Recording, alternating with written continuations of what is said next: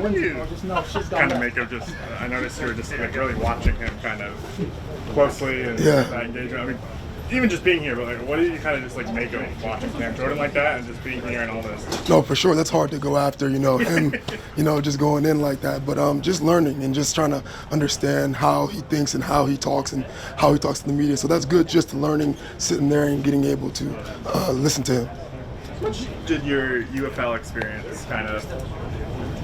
Do you think it rewarded you with this opportunity, or what would you make of your UFL experience? I would say for sure, just being able to compete out there every single week. I know that it was a different league and it was kind of a new league and not really no one knew what to expect. But at the same time, there was a lot of people trying to compete and get back to this level. So every week, that was the goal, just to put tape on film to get back to this level. How did this kind of develop for you? When did you get in touch with the Saints in terms of this potentially being a signing like that? Just after the season, after the UFL season, we were able to get contacted after 2 days after our championship that we won in Birmingham. So after 2 days of that, the Saints called me, asked me for a physical, and so I went to go get a physical, and then they signed me. What attracted you to the New Orleans Saints in particular? Just my agents, they were talking to me and just saying that they were very interested, and I was very interested as well. Yes. What drove your? You say you were very interested. What drove your interest for New Orleans? I mean, I'm gesturing as if we're in New Orleans now, but to the Saints. No, for sure. Just the people and the coaching staff, all the things that come with it.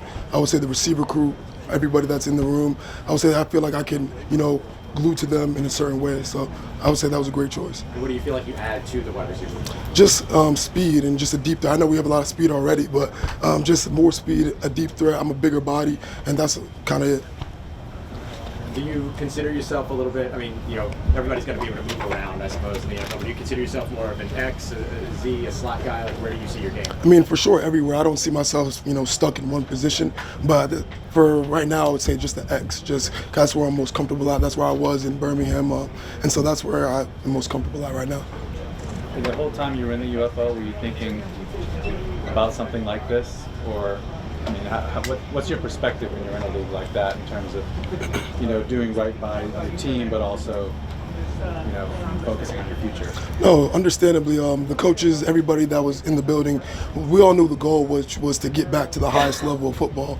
And so, every week our coach would just say, like, you know what you're working for, you know what, you want to put on tape. So that's kind of that's what he echoed to the team every single day, and that's kind of our mindset and how we went out there every week to win.